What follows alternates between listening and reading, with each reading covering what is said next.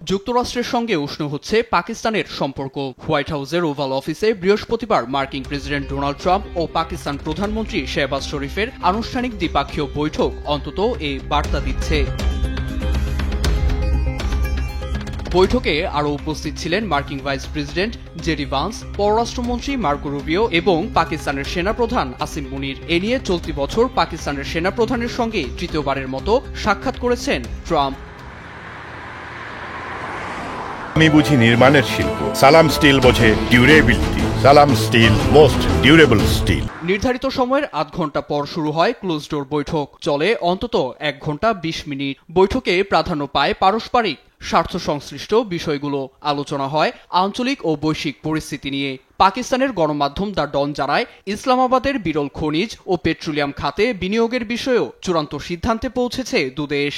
বৈঠকের শুরুতে পাকিস্তানের প্রধানমন্ত্রীকে মহান নেতা ও সেনাপ্রধানকে দারুণ মানুষ আখ্যা দেন ট্রাম্প। এমনকি বৈঠক শেষেও বেশ হাস্যোজ্জ্বল দেখা গেছে সবাইকে।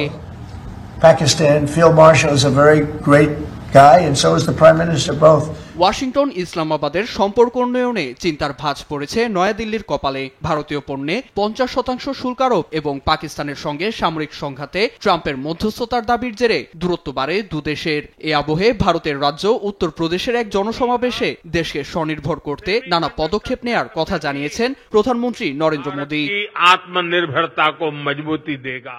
ভারতকে স্বনির্ভরশীল করে তুলতে হবে। সেমিকন্ডাক্টর থেকে শুরু করে প্রতিরক্ষার জন্য ব্রাহ্মস ক্ষেপণাস্ত্র ও বন্দুক সব ভারতের নিজস্ব কারখানায় তৈরি হবে। মধ্যপ্রদেশে বিনিয়োগ বাড়ানোর আহ্বান জানাচ্ছে, যা পরনির্ভরশীলতা কমিয়ে আনবে। ডিফেন্স সেক্টর কা হ্যায়।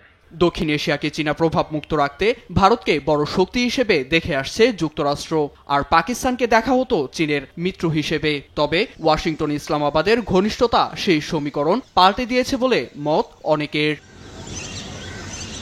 নীরব দাস, নিউজ ডেস্ক, দেশ টিভি।